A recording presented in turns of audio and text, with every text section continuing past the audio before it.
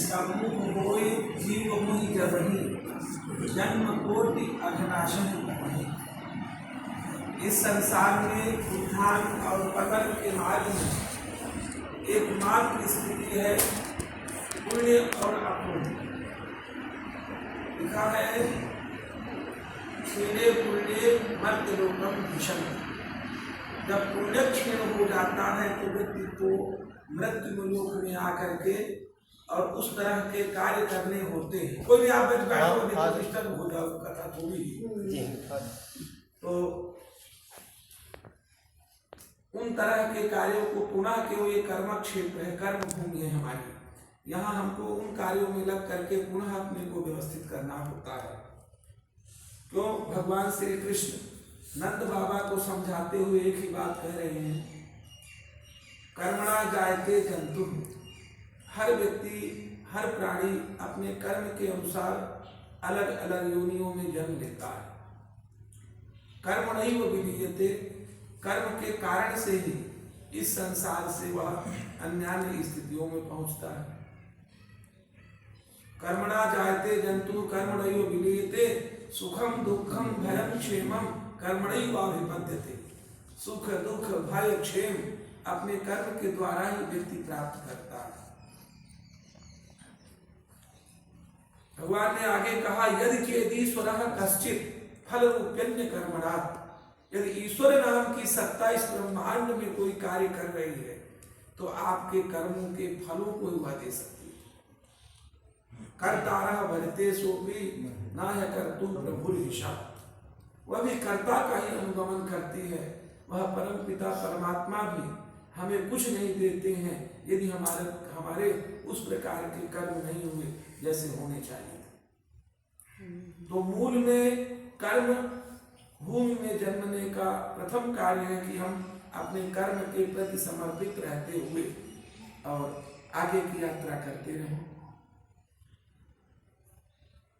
पुरुषार्थ चतुष्टय के लिए विद्वानों का मत है कि धर्म अर्थ काम मोक्ष,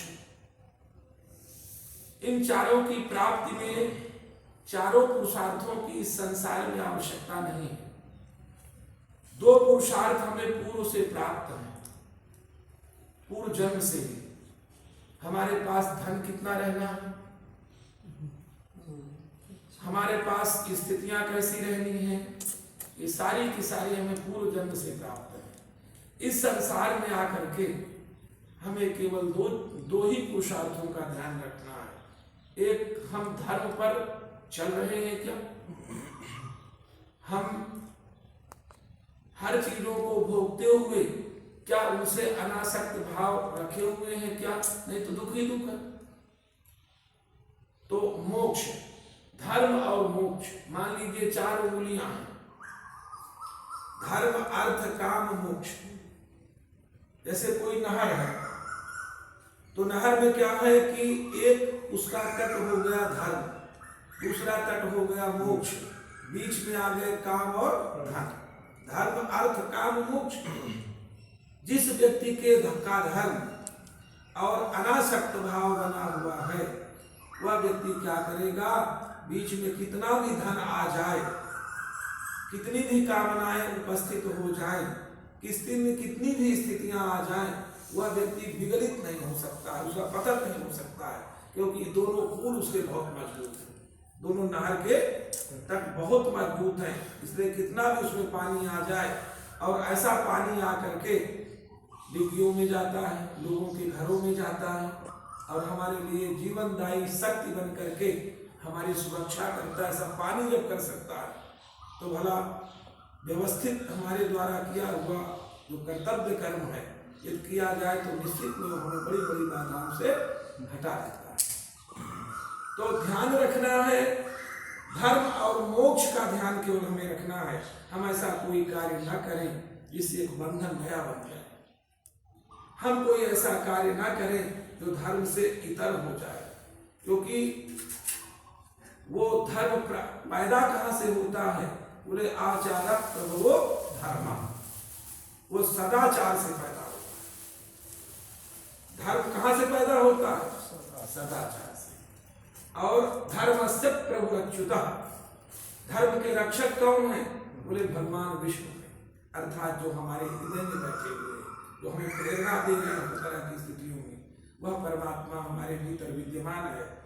हम उसको कितनी देर ध्यान रख करके उसका आश्रय लेकर के अपनी जीवन की यात्रा करते हैं, यहाँ हमको सोचने की आवश्यकता है। क्योंकि रामायण में एक चौपाई है, आप लोग सुनते रहते हैं कि धर्मशील व्यक्ति के पास स्वाभाविक रूप से वो संपत्तियां आ जाती हैं जिनको उन्हें उनके जीवन जीने की आवश्यकता होती है।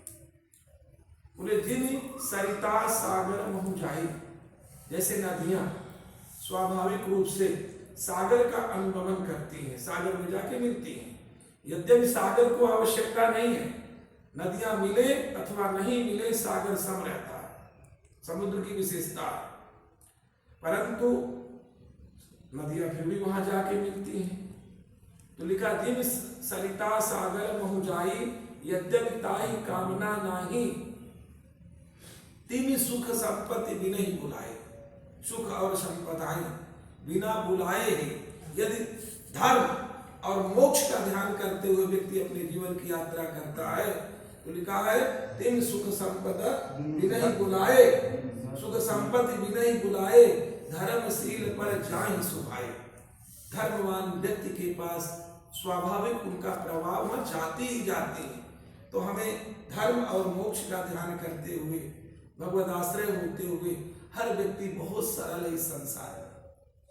जितने भी संसार के भोग पदार्थ प्राप्त हुए हैं वो मिलने और बिछुड़ने वाले हैं।